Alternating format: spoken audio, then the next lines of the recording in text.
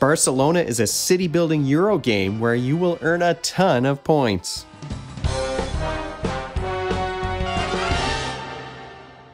Welcome to Brains on Games. I'm Dr. Brian McDonald. In this episode, we're going to talk about Barcelona, a brand new game from the folks over at Board and Dice, which is all about building a brand new modern neighborhood in Barcelona in the mid-19th century. This is a game with a rulebook that has a whole pile of historical facts in it, and Barcelona is a game where you're going to earn tons of points. Here's the box for Barcelona. Barcelona is a game for between 1 and 4 players. There are solo rules in the box. It's a game that plays with kids age 14 and up should be able to figure this out. The rules are fairly straightforward though, so younger kids who are familiar with strategy games may be able to figure this one out too. Games play in an hour to an hour and a half, but I would say with 3 or more players, you're going to be looking at 2 to 2.5 hours. Let's take a deeper look at Barcelona by Boards and Dice.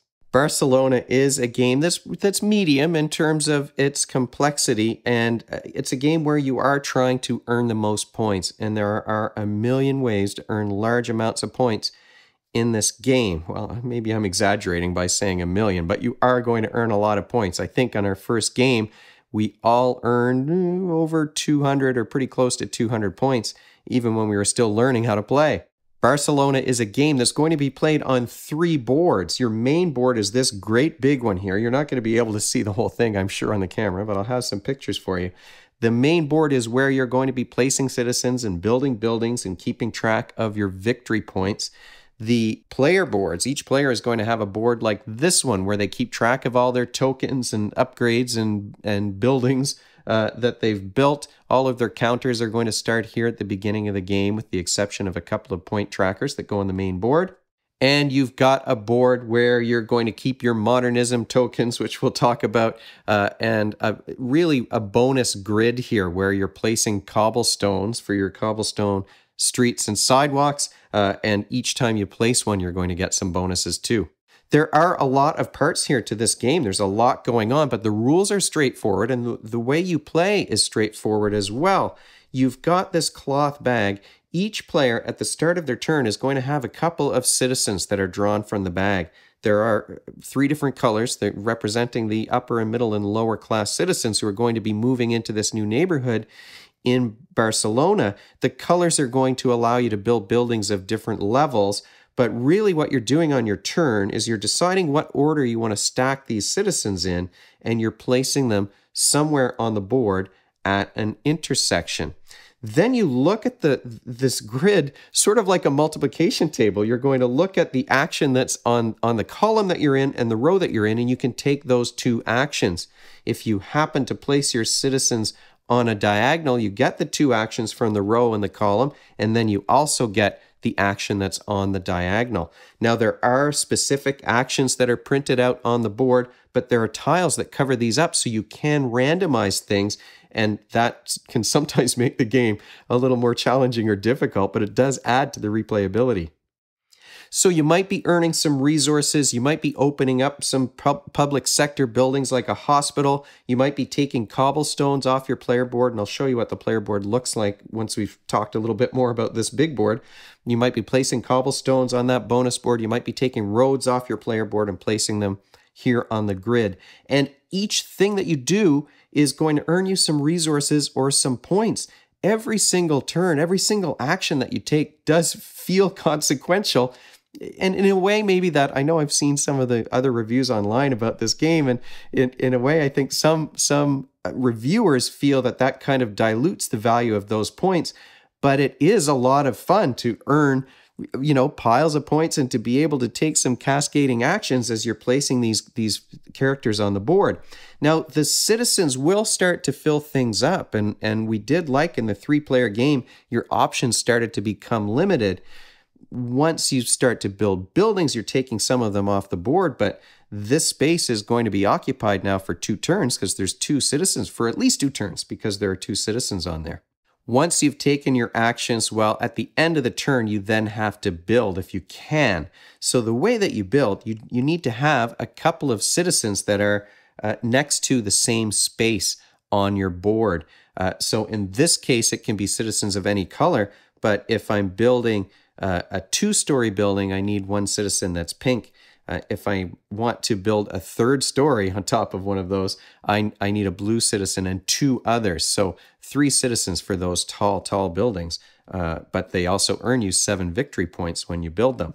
So if you can, you must place a building on the board. And when you do that, you place it on that space that's adjacent to your 2 stacks of citizens you're going to be pulling from. I could have placed a corner building here as well. They have these little tiny corners that you can add just along the diagonals on the map. But in this case, I placed a larger building that's going to move me up on this scoring track here on the side of the board. And then once I've taken my citizens off, I can flip that over. And now you've got a park area and a building that covers 2 sides of the street. The citizens get added to the citizens track at the bottom of the board. And you're probably not going to be able to see this with my little camera up here, but you're going to place the green one and they're going to start to cover up spaces. And as they cover more and more spaces, they're going to be covering these spaces that have numbers on them. And you earn a number of victory points for placing those citizens on there, equal to the lowest number that's visible on the board. So as these things fill up, you might be earning 7 points or 11 points for placing a building somewhere on the grid. Then you've got these building tokens that are going to go onto the building that you've built just to show that you are the one who built that. Sometimes there are bonuses if you build buildings in a particular row. Sometimes you might earn some points bonuses if you're building corner buildings along the way instead of the big square ones. So there are various ways that you're going to earn points. And as those citizens tracks fill up, at 3 points in the game, you have a chance to earn a ton of points based on these goals that are also placed randomly on the board. Once you get to the end of each citizen row, you may be able to see from the pictures that I've taken of the board, there are 3 different spaces that are going to have these tiles on them. And once you fill up one of those spaces with citizens in any row, so it could be just the greens make it all the way to the end of a row, then you're going to score these tokens. Now, in this case, you're going to score 2 victory points for each of these modernism spaces that you've upgraded on your player board. And as I said, I'll show you what the player board looks like. Now, what starts to escalate those points that you're earning is that you're not just earning 2 points for each of those. You've also got this Serta track on the side. And Serta is the architect who designed this grid, and he wanted to have these wide streets and places where people could meet and places where you could set up shops and pedestrian areas. So this is the person who kind of wanted to build a modern Barcelona. And if you're kind of building things in a way that Serta would have liked, you're going to move a counter higher and higher on the Serta tracker. And there are multiples here. So you might be scoring 2 points for each of those upgrades, but then you're going to multiply that amount by 2 or by 3 or by 4. So all of a sudden you're earning 16 points. Those bonus tiles are placed at the start of the game, so everyone knows what they're going to be shooting towards as you get closer and closer to the end of the citizen track. So you can plan ahead a little bit and say to yourself, well, I want to be high up on the track by the time I get to the end of that second scoring space, and then I'm going to have all of my roads on the board, all my wide roads, and that's going to earn me 2 points per wide road that I've got here on the city grid. The game is going to end once one of the final citizens' rows are filled up, and then you count up all of your points for that final scoring bonus that's in that last grid, and then you score the victory points that are on your player board. Now, you do have a lot of stuff to set up here on the player board. There's a bag for each player, and I've divided things up so that each player has everything that they need at the start of the game, but then you have to place everything on this board so that you know what's what, and you're going to take things off as you take those actions in the game. And this is how you set up everything that's in that bag. So at the start of the game, your player board is going to look like this, and you can take actions that allow you to place tiles on here that are going to be scoring tiles, those modernism tiles. I mean, there's all kinds of things that you're going to be adding and taking away from that board. You've got your narrow and wide roads. You've got intersections that you can place. You've got your tram here that's going to go onto the board potentially, and then you can drop off passengers, and that allows you to take some extra actions. Your cobblestones are going to be placed, and you'll earn victory points in addition to the bonuses that you get for placing the cobblestones on that cobblestone board. You earn points for placing roads. You're going to earn bonuses when you place those intersections. There's everything in this game is giving you something. So there are choices, and they're usually, to us, it was always interesting. What is it that you're going to do, and how do you maximize your points and work towards earning the most victory points at each of those scoring parts of the game? But you're always getting something. So it was never like, oh, this turn is terrible for me. I'm not getting anything that I want. There's always something that's coming your way. There's always some bonuses, and then you do get those big points as you move further and further along in the game. Well, at the same time, your options are kind of narrowing as the city builds up, and there's not as many spaces for you to work with. That is a really quick, brief overview without explaining all the specific actions and things that you can take in this game and all the ways that you can get points and bonuses. There's so many ways that you can get points and bonuses and resources in this game. But what skills are you working on when you play a game like Barcelona? Well, it's very clearly, and maybe this jumped out at you as I'm explaining how those citizens are placed. This is very much a spatial reasoning game. It is, you're talking about real estate in a neighborhood in Barcelona, and real estate is all about location, location, location.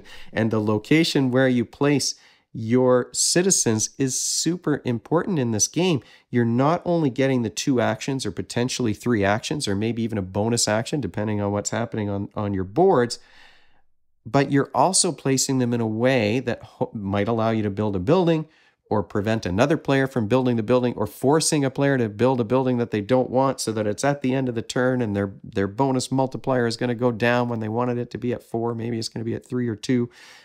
So it is a game where you're thinking about placing these workers, placing these citizens, not just for the actions, but then also for what happens at the end of the round. And because you always need 2 or 3 stacks of these citizens, you're interacting with the placement that the other players have made on previous turns. There is a lot of planning in Barcelona. You're thinking ahead to those 3 scoring rounds where you're potentially going to get a ton of points. You're thinking about where you're going to place your roads, or is it more valuable to place intersections that are going to give you different kinds of bonuses? Maybe you're thinking about the victory points that you can earn from the modernism tiles that you put up at the top of your player board. So you're budgeting carefully your actions, and you're planning ahead.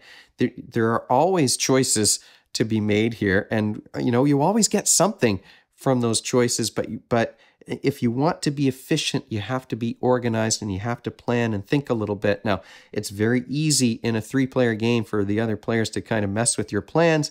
Maybe they're going to take the tile that you wanted for your player board, or put their citizens on the space that you wanted that's going to block the action that you wanted to use. But you do need to plan ahead in this game. And if you're planning ahead, if you're budgeting, if you're trying to be efficient, if you're juggling lots of kinds of information based on the different actions that you can take and the bonuses that each one will provide, those are all examples of executive functioning skills. The skills and behaviors that you need to work towards a goal. And this game exercises those skills in spades, I would say, just because of the number of things that you could potentially be juggling as you play through. It's not a math game, but there are math calculations here because the points are big and because you're doing multiplication. Each of these, I don't know if you were able to see it before when I was showing the player board, but each of those modernism spaces here at the top has an opportunity for you to upgrade, and then you're going to multiply whatever bonus you're getting by 3 or by 4 or by 2, depending on how things have been upgraded on the board. So those are multiples. You've got this Certa track on the side where you might be multiplying some bonus by 3, and you're already counting up, well, okay, I get 2 points for every wide road that I've placed. So I've placed 4 wide roads, and they're 2 points each, so that's 8. And now I have to multiply that by 3, and that's how many points I'm going to get. So you are, the points are exploding. You are really multiplying those points. So there's a bit of practice in math. And in the games that I played, the younger people that I was playing with, they were motivated to make that calculation. They wanted to see those big numbers that were going to come up once they did the math. You're also potentially maybe developing some knowledge or maybe sparking some interest in modern urban planning, maybe, or urban planning in the 1800s, because there are lots of little historical tidbits in the game. There's one that stood out to me, and now I know lots of people are just going to skip over that part of the rule book, but I do always, I mean, it's brains on games, right? I do always want to think of what are you learning from playing? And this game does actually have some interesting factual information. There's little designer's notes saying, well, the game works this way because historically this was what was going on. And the one that still stands out to me was that here was this architect who was planning things out with pretty wide, even the narrow roads were wider than the roads in old Barcelona, where everything was pretty crowded together. But he wanted things to be spaced out, for there to be more light, places for people to walk, and places for trams and carriages to go through. And he was really criticized for that at the time. According to the information here in the rulebook, he was criticized that even the narrow roads were too wide, and other architects said, oh, it's going to be so windy on those roads, you're not even going to be able to live on them. Well, I mean, of course, once cars came along, it was really valuable to have that wider space. And so I guess his foresight maybe paid off despite the detractors. So you've got spatial problem solving, you've got executive functioning and planning, you've got some multiplication and some math that you're going to be doing. You're learning a little bit about Barcelona and historically about Barcelona in the 19th century. Final thoughts, though, about Barcelona. Well, this was a game that initially was a bit intimidating with all of the bits and pieces and bags and bags and bags full of stuff that had to be laid out. The setup, especially the first time, took quite a long time.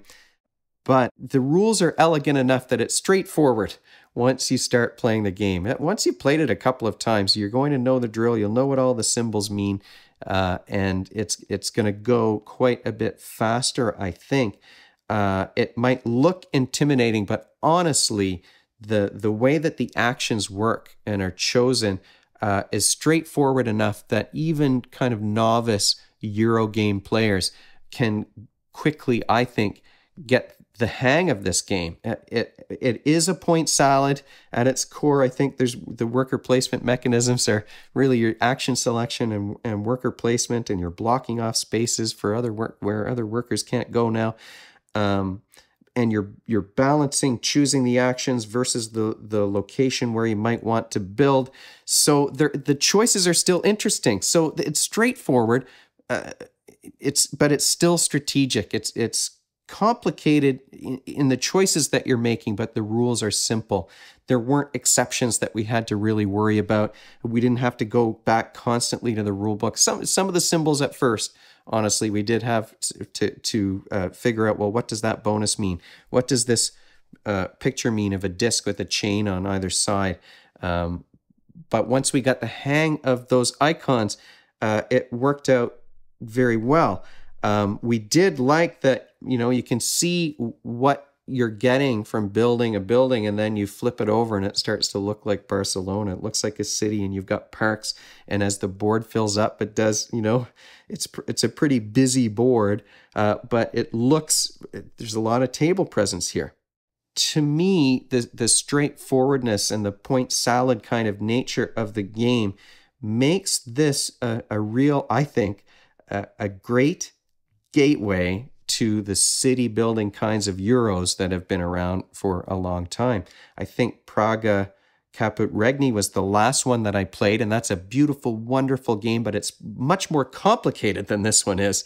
The action selection is very interesting, but it is much more complicated and potentially more intimidating than Barcelona. So I think that, players that are less familiar with Euro strategy games, you could bring them into the fold a little bit. This one would work better. Honestly, this one would work better with my family and with my gaming group than Praga. and that's because it is so straightforward. And there are so many points, and it keeps the actions and the bonuses keep you involved and engrossed in what's happening in the game. Now, if there are downsides, well, like I said, I know some people have said that the point salad nature of the game really dilutes the meaning of the points. We loved earning those points. However, this is a table hog. You need a lot of space. I mean, you can see that each player is going to have one of these boards. You need space at the top for the buildings that you're going to slot in here. You've got that bonus board with the cobblestones on it, and then you've got the great big grid where you're going to be laying out the city. So it is kind of a table hog in that way.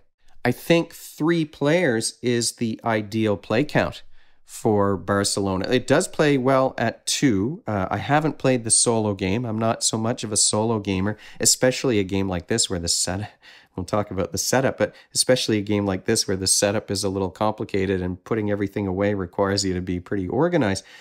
So we haven't played the solo game, but I've played it at 2. I played it at 3. I think 4 would take a while. By the time it gets back around to your turn, you're going to be like, well, now all the spaces are taken and all the things I wanted to do are blocked, and there's just too many citizens going to be on the board. But 3 is great. The city grid is the perfect size, I think, for a 3-player game, and that works really well for me and my 2 kids. There's a lot of setup. There's a lot of overhead in terms of the setup and teardown of this game. Now, it came with a lot of baggies and baggies that had silica gel in it. I've gone to the dollar store and gotten a whole bunch of little Ziploc baggies for my games. And we did use some of those just to make life easier for setup and teardown. So we've got separate little bags for each of the different levels of buildings in the game. And that does, I mean, it takes longer when you're tearing it down, but it does make it easier to set things up when you're ready to start playing the game. So you have to be organized in the way that you put it away. They did give lots of baggies, but I don't think there were enough. I did throw some extra silica gel packs in the individual baggies and just loose in the game, because I do worry about those player boards warping and then things not fitting or sitting flat. Even now, this is a brand new game, and I've got the gel packs in there, and it's lifted a little tiny bit on the corner, so nothing serious, but I want to make sure that it doesn't get worse than that. So yeah, you've got to be motivated to play this one and give it a bit of extra time for setup and teardown. But we had a lot of fun playing this game, and like I said, if I can get my kids and my game group used to these kinds of games, well, then when I do pull out Praga, maybe there's going to be more buy-in for a game like that. But yeah, we had a lot of fun with this medium level, like super high point numbers in Barcelona, and building the city of Barcelona and thinking about traveling to Barcelona are all things that kind of went along with our playthrough of this game. So Board and Dice have created something that we really enjoyed, and there's lots of replayability here because of the way that you can replace the action tiles and change the order of them. There are going to be different modernism tiles that come up in the game, and you're not going to get through them all. The points bonuses are going to change what you're working towards in every single game. So there's lots of things that you can alter and shift around so that it becomes a slightly different game each time. So we had a lot of fun with this one, and I'm looking forward to pulling it out again. If you have any questions, because I know I explained this thing pretty quickly and glossed over all of the details, but if you have any questions about Barcelona or suggestions or anything else you want to chat about in terms of the channel, you can leave comments in the comment section below or questions in the comment section below. You can also email me at brian@brainsongames.ca. brainsongames.ca is the website. That's where future episodes will go, and the previous ones are up there already. Brains on Games is the Twitter handle and the Facebook page and the Instagram feed, so we're all over the place. And if you enjoyed this video and you want to be notified of future ones, you can head on over to YouTube and click that subscribe button. Thanks for joining me, and hopefully I'll see you next time.